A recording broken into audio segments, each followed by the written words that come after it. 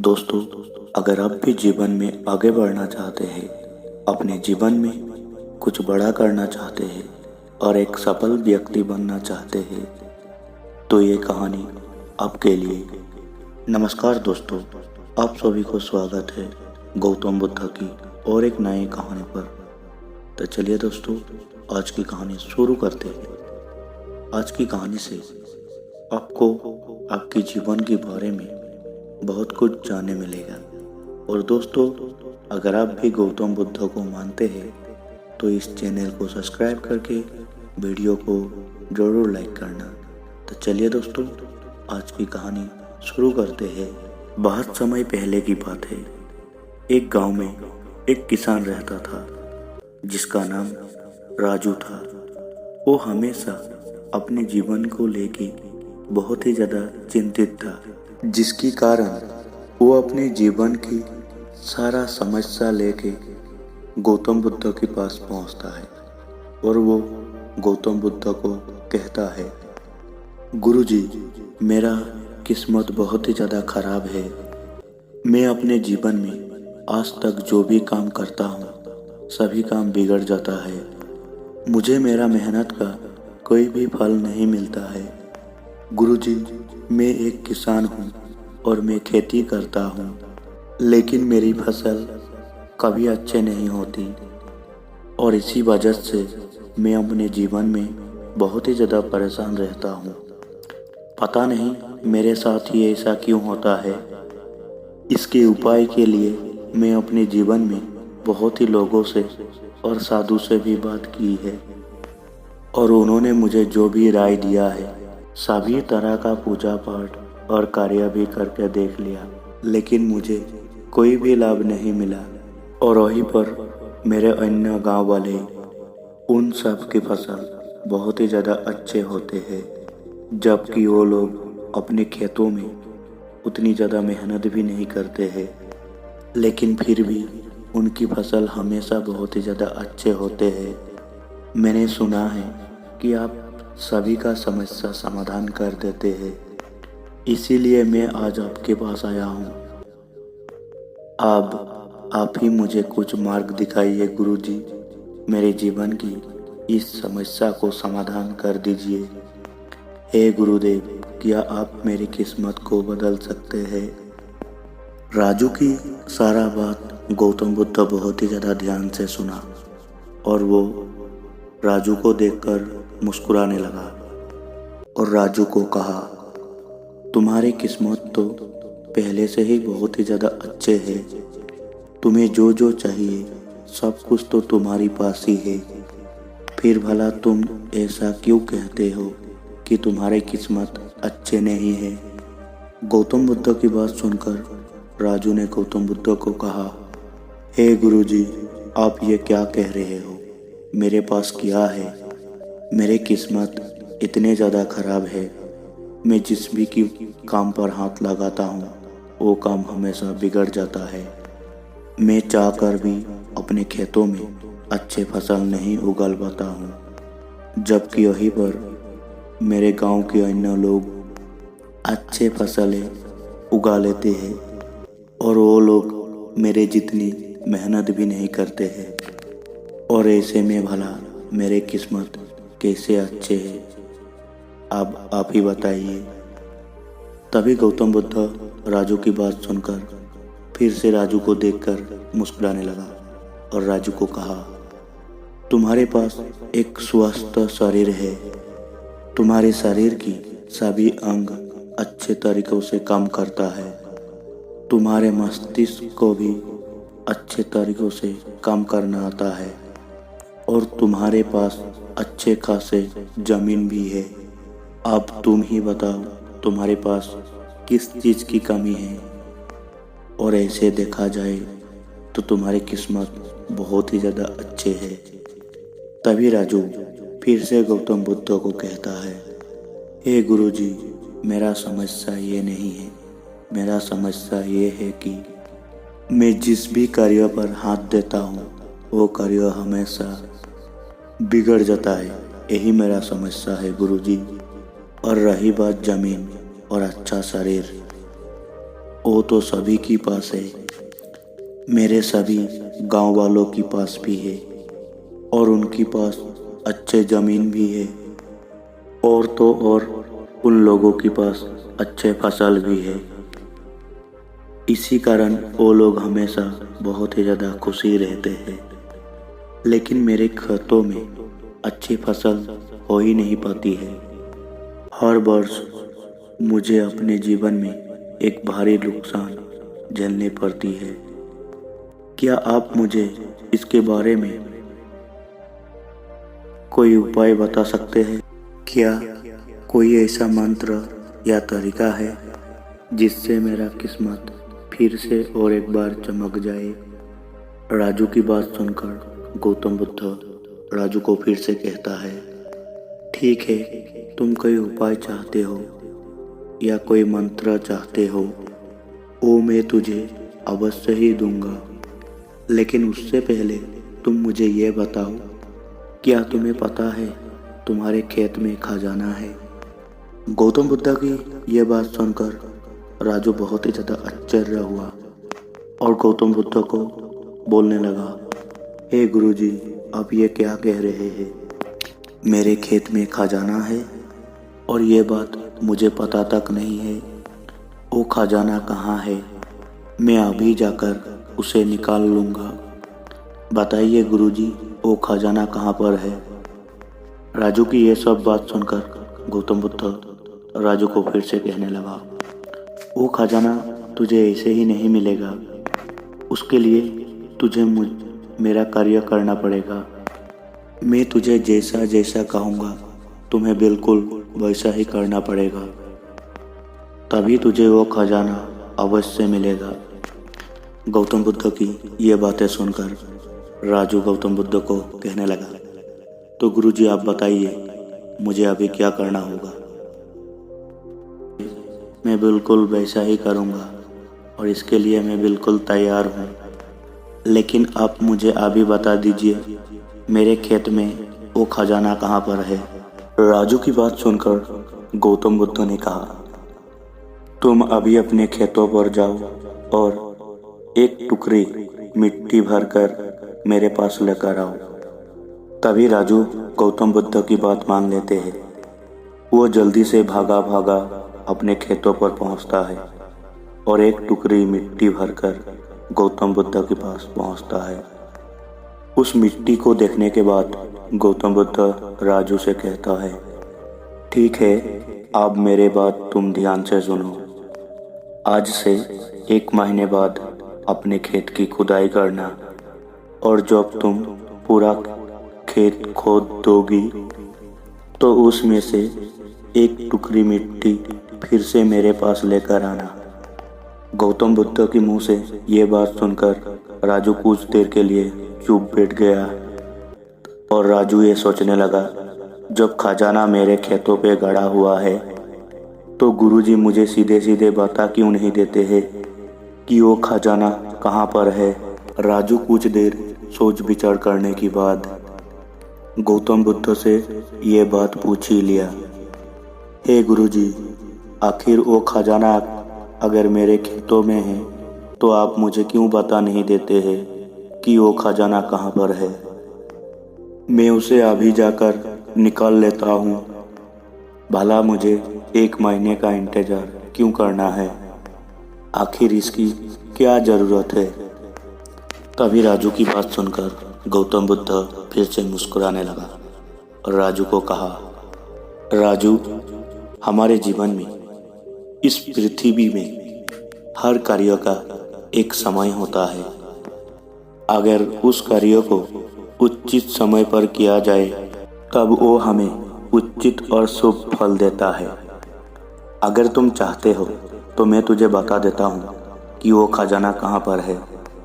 लेकिन एक पल के लिए तुम ये भी सोच लो, अगर तुम उस खजाने को पाने के लिए अभी कोशिश करोगी तो वो खजाना तुम्हारे हाथों से छूट भी सकता है। अब तुम ही सोच लो कि तुझे उस खजाना को अभी पाना है या 1 महीने के बाद। गौतम बुद्ध के मुंह से ये सारे बात सुनकर राजू कुछ देर के लिए फिर से सोच विचार में पड़ गया और फिर वो महात्मा बुद्ध से कहता है, हे गुरुजी, आप जैसा कहेंगे मैं बिल्कुल वैसा ही करूँगा। इतना कहकर वो गौतम बुद्ध को प्रणाम करता है और वापस अपना घर लौट जाता है। वो जैसे तैसे करके अपने मन को मना लेता है, अपनी इच्छा को दबा तो लेता है, लेकिन फिर भी उसका मन बहुत ही ज़्यादा बेचैन था। वो उस खजाने को जल्द से जल्द पाना चाहता था। यूं ही तो उसे रात को नींद भी नहीं आता था, लेकिन वो जब भी रात को सोता था उसको उस खजाने के सपने आता था। वो दिन भर हमेशा खजाने के बारे में ही सोचते रहता था। वो जब भी अपने खेतों पर जाता था, खेत की एक किनारे बैठ जाता था और उस खजाने के बारे में सोचते रहता था। दिन भर हर समय केवल उस खजाने को पाने के लिए ही अपने मनों में विचार चलता रहता था और वो हमेशा यही सोचते रहता था कि जब मैं उस खजानों को पा लूँगा तब तो मैं इस नगर का सबसे अमीर आदमी बन जाऊँगा। मेरे पास सारे ऐशो आराम होगा और मैं अपना जीवन आनंदमय बिताऊँगा। मुझे कभी भी किसी चीज़ की भी कमी महसूस नहीं होगी। देखते ही देखते जैसे तैसे करके 1 महीने बीत गए और राजू अपने खेतों में गया और अपने खेतों में से एक टुकड़ी मिट्टी खोदी और उस मिट्टी को लेके गौतम बुद्ध के पास पहुंचा और जाते ही वो गौतम बुद्ध से कहने लगा, गुरुजी, ये लीजिए मिट्टी जो मैं अपने खेतों से लाया हूँ। आप बताइए वो खजाना कहाँ पर है। राजू की बात सुनकर गौतम बुद्ध राजू से कहता है, क्या तुमने अपना सारा खेत खोद दिया? गौतम बुद्ध की बात सुनकर राजू ने कहा, नहीं गुरुजी, आपने कहा था केवल एक टुकड़ी मिट्टी ही आपको चाहिए था, इसलिए मैंने केवल एक टुकड़ी मिट्टी ही अपने खेतों से निकाली है। भला उसके लिए मुझे पूरा खेत क्यों खोदनी है? बस आप मुझे ये बता दीजिए कि वो खजाना मेरे खेत में कहाँ पर है। मैं जाकर वहीं पर खोदूंगा और वो खजाना निकाल लूँगा। राजू की ये सब बात सुनकर गौतम बुद्ध राजू को कहता है, वो खजाना तुम्हें तभी मिलेगा जब तुम पूरे खेत को खोद दोगे। यदि तुम अपना खेत को नहीं खोदोगी वो खजाना कभी बाहर नहीं आएगा। आप सोच लो तुम्हें क्या करना है। गौतम बुद्ध की ये सब बात सुनकर राजू फिर से कुछ देर के लिए सोच विचार में पड़ गया और वो अपने मन में ये तय करता है कि वो जाकर अपने सारा खेतों को खोद देगा। इसलिए वो महात्मा बुद्ध को प्रणाम करता है और वापस अपने घर लौट जाता है और अगले ही दिन वो अपने सारा खेत को खोदकर फिर से एक टुकड़ी मिट्टी भरकर गौतम बुद्ध के पास पहुंच जाता है। तभी गौतम बुद्ध राजू को कहता है, अभी भी तुम्हारा खेत ठीक से नहीं खोदा गया है। तुम अभी अपने खेतों पर जाओ और फिर से और एक बार कोशिश करो। एक बार फिर से अपने खेतों में हाल चलाओ। गौतम बुद्ध की ये सब बात सुनकर राजू फिर से गौतम बुद्ध को कहता है, हे गुरुजी, मेरे पास हल नहीं है। हल की जगह मैं खुद से ही अपने खेतों को खोदता हूँ। राजू की ये बात सुनकर गौतम बुद्ध राजू को कहता है, कोई बात नहीं, तुम फिर से और एक बार खेतों में जाओ और एक बार परिश्रम करो और इस परिश्रम का फल तुम्हें अवश्य मिलेगा। और राजू गौतम बुद्ध की बात मान लेता है और वो फिर से और एक बार अपने खेतों में जाकर मेहनत करने लग जाता है। वो फिर से और एक बार अपने खेतों को खोदने लगता है और एक टुकड़ी मिट्टी लेकर गौतम बुद्ध के पास फिर से पहुंच जाता है। मिट्टी देखकर गौतम बुद्ध फिर से राजू को कहता है, हाँ, अब ये मिट्टी ठीक है, लेकिन तुम्हें फिर से मेरा और एक बात मानना होगा। इतना कहकर गौतम बुद्ध राजू को फिर से कहता है, तुम अभी अपने खेतों में जाओ और तुम उन फसलों के बीज डालो अपने खेतों में जिन फसलों को तुम उगाना चाहते हो। तभी राजू गौतम बुद्ध की बात सुनकर थोड़ा सा आश्चर्य हुआ और वो गौतम बुद्ध से कहा, गुरुजी, आपने तो खजाने की बात की थी, लेकिन बीच में ये फसल कहाँ से आ गया? तभी गौतम बुद्ध राजू से कहते हैं, अगर तुझे सच में खजाना चाहिए तो मिट्टी में बीज तो डालने ही होंगे। तभी राजू गौतम बुद्ध से कहते हैं, गुरुजी, आप जैसा कहेंगे मैं बिल्कुल वैसा ही करने के लिए तैयार हूँ, किंतु मैं अगर अभी बीज लेने जाऊँगा तो वो बीज मुझे महंगे पड़ेंगे और अभी मेरे पास इतना धन भी नहीं है। यदि मैं कुछ समय बाद उसे लेने जाऊँगा तब वो मुझे सस्ते में मिल सकते हैं। तभी गौतम बुद्ध राजू से कहते हैं, मैंने तुम्हें कहा था, यदि हम किसी कार्य को सही समय पर करते हैं तो हमें उचित लाभ मिलते हैं, किंतु अगर हम उसी कार्य को सही समय में ना करके तो उस कार्य का फल हमें नहीं मिलता है। इसीलिए तुम आज ही जाओ और अपने खेतों में बीज डालो। और तभी राजू गौतम बुद्ध की बात मान लेता है। वो गौतम बुद्ध को प्रणाम करता है और बीज लाने के लिए चला जाता है।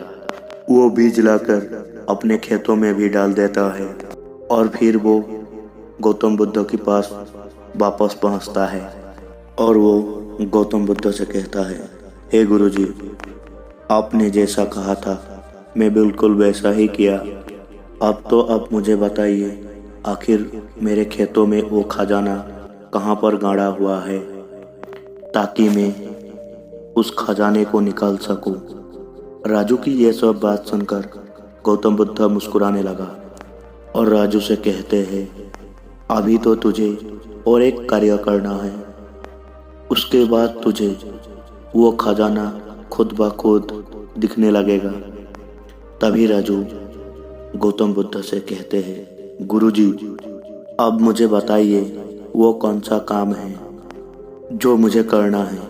राजू की यह बात सुनकर गौतम बुद्ध ने राजू से कहा, जो भी बीज तूने अपने खेतों में डाले हैं, अब से तुझे उन बीजों को देखभाल करनी है, सही समय पर पानी डालना है और जो भी उस बीज को देना है, तुम्हें उन सारे चीज़ों को उस बीज पर डालना है और तुझे इन सब चीज़ों पर ध्यान देना है कि उन बीजों पर कुछ बीमारी या कीड़े ना लगे। बस उन बीजों को स्वस्थ रखना है। अगर ऐसा हुआ तो तुम्हें वो खजाना कभी नहीं मिलेगा।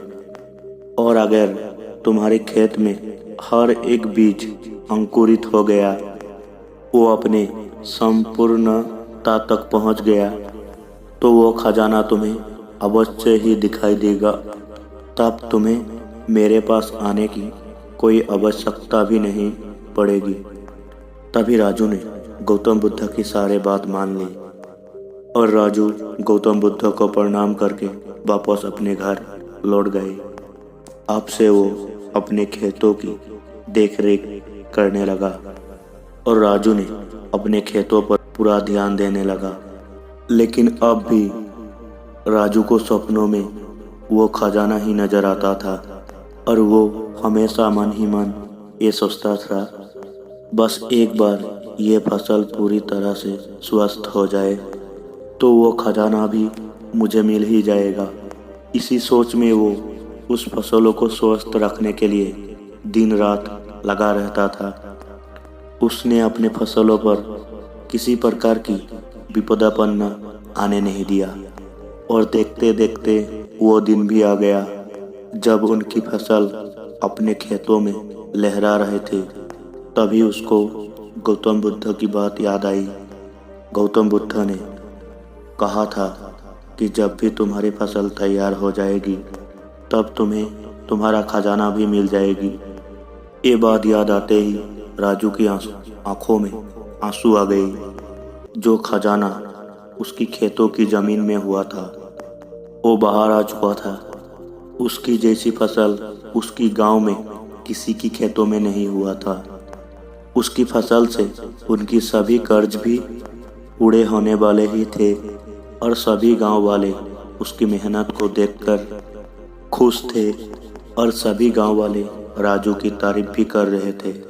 और तभी राजू को गौतम बुद्ध की याद आई और वो खुद को गौतम बुद्ध के पास पहुंचने में रुक नहीं पाया और वो सीधा गौतम बुद्ध के पास पहुंच गया और गौतम बुद्ध की चरणों में गिरकर कहने लगा, हे गुरुजी, आपने मुझे जो खजाने के बारे में बताया था वो खजाना मुझे मिल गया है, लेकिन मुझे ये बात नहीं पता चल रही है ये खजाना मुझे पहले क्यों नहीं मिल रहा था। तभी गौतम बुद्ध राजू की बात सुनकर मुस्कुराने लगा और राजू से कहा, हमेशा अपने किस्मत को दोष देना सही नहीं होता है। पहले तुम अपनी किस्मत को सही करने में लगे हुए थे, लेकिन तुम ये भूल रहे थे तुम्हारी किस्मत तो पहले से सही थी। तुम सिर्फ सही काम नहीं कर पा रहे थे।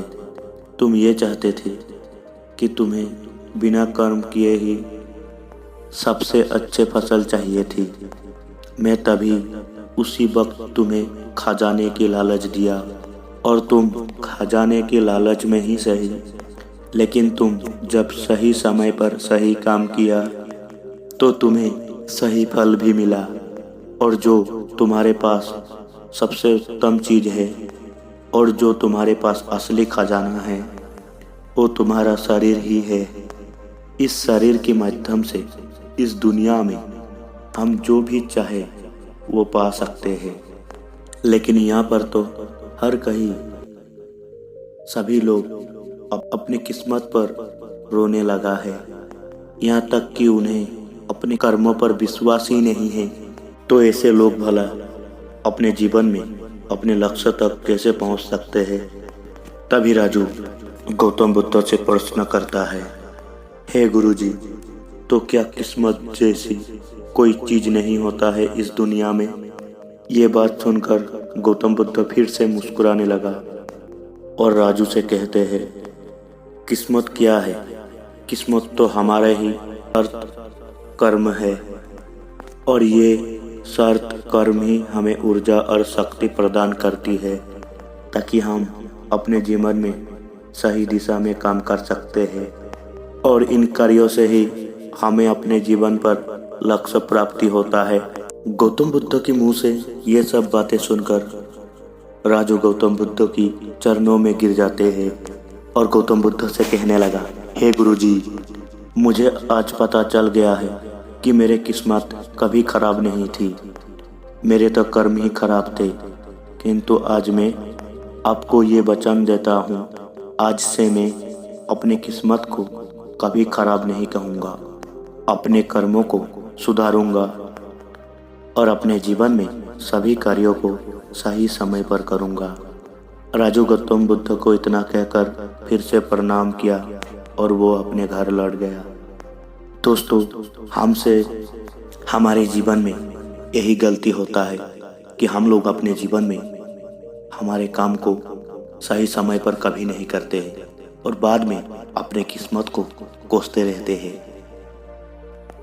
हम कभी ये नहीं सोचते हैं कि हमें अपने जीवन में अपने लक्ष्य को प्राप्ति करने के लिए जितना मेहनत करना था उतना मेहनत किया। हमने अपने काम को कभी भी सही समय पर किया। इन सब बातों पर हम कभी भी ध्यान नहीं देते हैं और हमें अपने किस्मत पर हमेशा कोसते रहते हैं। तो दोस्तों, इस कहानी से हमें यही सीख मिलता है कि हमेशा हमें अपने काम को सही समय पर करना है और अपने जीवन में मेहनत जरूर करना है और हमें कभी भी हमारे समय को यूं ही बर्बाद नहीं करना चाहिए। तो दोस्तों, आप लोगों को ये कहानी कैसा लगा हमें कमेंट बॉक्स में ज़रूर बताना। और दोस्तों, अपने काम को हमेशा सही समय पर करो। और अगर आप भी गौतम बुद्ध को मानते हैं तो हमारे चैनल को सब्सक्राइब करके वीडियो को ज़रूर लाइक करना। तो मिलते हैं और एक नए कहानी पर। धन्यवाद।